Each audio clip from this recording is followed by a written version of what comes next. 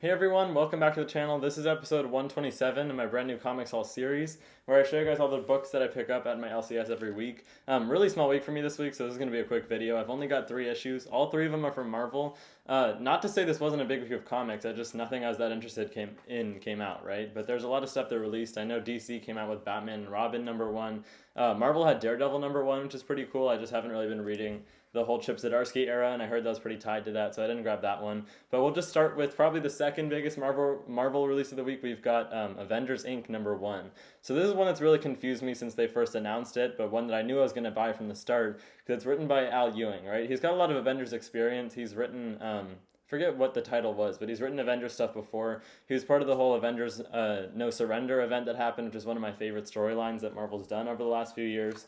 And the art on this book is by Leonard Kirk. Kind of simplistic looking art style, so that's interesting, but I've heard this is like a little bit of a follow-up to that Ant-Man and Wasp like miniseries that Al Ewing wrote recently. I didn't pick up either of those. I've heard they're good, but this has to do with Janet Van Dyne, right? And becoming kind of a detective. She's got some sort of new agency where she just like explores superhuman mysteries and stuff and gets to the bottom of different cases. Not sure why they pegged Avengers on here. It kind of feels like it's just 1 or 2 characters that are going to be solving cases involving like Avengers members. Might just be a marketing thing, and maybe they just didn't really know what to call this book or something, or maybe it'll actually turn into more of a team as it keeps going on. But yeah, definitely like kind of a murder mystery or just mystery in general series. Oversized first issue. You can always count on Al Ewing. Immortal Thor #1 just came out also, so he's kind of like with a blank slate of books that he's starting off with issue #1s with for Marvel. We'll see about that one. Let me know if you're grabbing that one. I'm not sure how many people are going to be getting that first issue. Next up, though, another pretty big Marvel series coming out right now. We've got Incredible Hulk #4. Don't let the Incredible in the title fool you, right? This is really similar to Immortal Hulk in that it's really leaning into the horror side of things.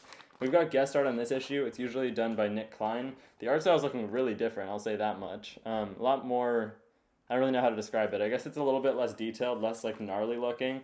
I've been really liking how Nick Klein has been leaning into like the body horror of Hulk and making him this big, huge, like bulking monster. It's different than Immortal Hulk in that it's like a little bit less psychological and stuff than that series was, but it really is just like full on horror. And I think that works really well for a character like Hulk. And we've got Man-Thing involved in this arc. Not sure how long we're going to have guest art on this before Nick Klein gets back on. But I guess he's a busy guy, right? Only 3 issues and he already needs some guest art. So that shows how much work he's putting in. But we'll see about this series ongoing. That's Incredible Hulk #4. Lastly, this is the last issue I picked up for this week of comics. We've got Miles Morales Spider-Man #10. So I really like this series so far. Honestly, like it was just as good as Saladin Ahmed's run. I feel like it followed that up really well. I'm still like the biggest fan of the oldest Miles stuff, all the Brian Michael Bendis series, because I read those when I was younger and stuff, right? That was like what really got me into Marvel partly, and just Miles as a character is one of my favorites since then. But I think this is doing a good job like establishing him further in the 616 universe now that he's been here so long. We've got new characters introduced. There's this new like team of supervillains who have been recruited by the government to get time off of their sentences, right, in prison. So now those people are kind of like having to take down superhumans like Miles. There's a new agency led by Agent Gao. This new character that was introduced in the book. This issue also has guest art, but this is looking really similar to the regular artwork.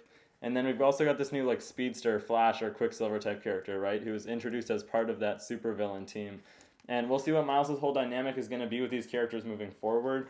We got the whole Hobgoblin arc that wrapped up last issue. I thought that was pretty good. And yeah, I've been really liking the writing and the artwork. They characterized Miles really well as just like kind of a lighthearted character. It's just trying his best to get through life, balancing school and like all these like traumatizing events that have been happening to him recently. So they're taking kind of a realistic approach in this book and talking about how he might end up like needing therapy and stuff like that. So interesting take on superhero comics. I do recommend this one so far. Yeah, read all the Miles runs. They've been really great. I've liked every single run we've had so far.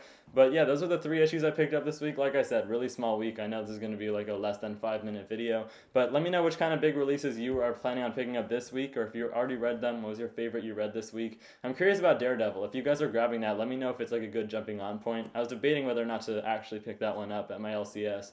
But I decided not to just because I've heard that it's like hinged on a lot of stuff that's already happened with Elektra as Daredevil and all that kind of stuff. But that's about it for this week. I will see you guys next week for probably a lot bigger of a haul with some more releases. That's about it for now, though. If you haven't already hit the subscribe button, make sure to do that if you've been liking the content. And I'll see you guys in the next one. Bye, guys.